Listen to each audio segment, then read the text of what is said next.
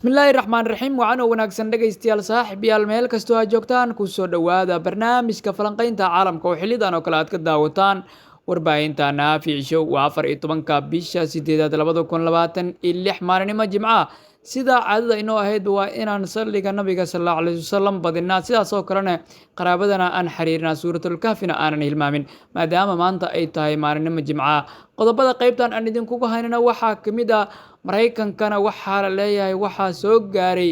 dhibaatadii ama qasaarihii ugu badnaa inta uu socday dagaalka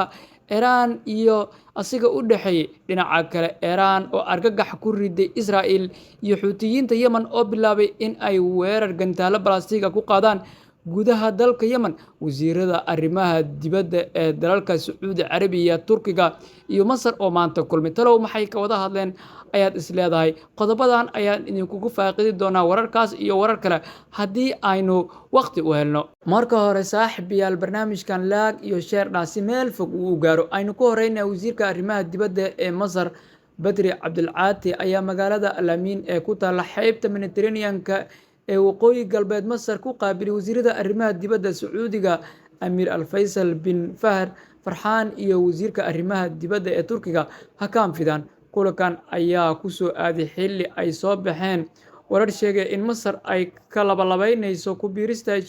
heshiiska difaac ee Makka taas oo la sheegay Sacuudiga in ay ku dhalisay walaac iyo niyad xoogan wixii ka soo baxa wararkeena kale ayaan ku faaqidi doonaa wargeyska Washington Post ayaa maanta ku warramay in ciidanka Mareykanka ay dagaalka Iran ay ku waayeen ugu yaraan 45 diyaaradood oo nuuca aan duuliyaha lahayn MQ-9 Reaper taas oo u dhiganta qiyaastii 25% tirada ay haysteen ka hor dagaalka MQ-9 Reaper waxaa loo adeegsadaa sahanka kormeerka iyo weerarada bartilmaameedka mid kasta oo ka mid ahna waxa ay ku kacaysaa qiyaastii 30 milyan ilaa 50 milyan iyadoo khasaaraha guud ee 45 diyaaradood lagu qiyaasay in uu ka badan yahay 1.3 bilyan oo dollarka Mareykanka ah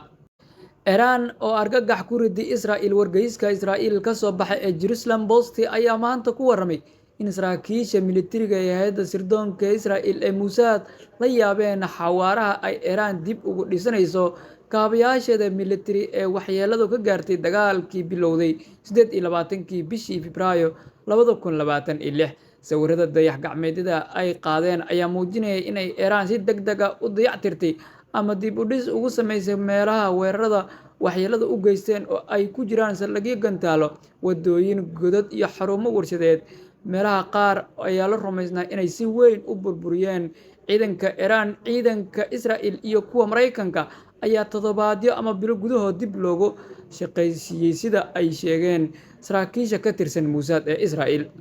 kooxda Xuutiyiinta Yemen ayaa bilaabay weerar gantaalada balastiga ah oo ay ku qaadeen xarumaha muhiimka ah ee ku yaala gobolka Tanzania ee dalka Yemen meel u dhow marinbiyoodka Babul Mandab oo ay gacanta ku hayso dowladda la aqoonsiiyay ee Sacuudiga uu taageero ee Yemen sida ay wareysay Al Arabiya adeegsiga gantaalada balastiga ee Xuutiyiinta Yemen ayaa ka dhigan weji cusub oo dagaal in uu ka bilowdo gudaha Yemen xilli ciidanka dowladda caalamku aqoonsan yahay ee Yemen ay dhankooda sare u qaadeen weerarada ka dhanka Xuutiyiinta Yemen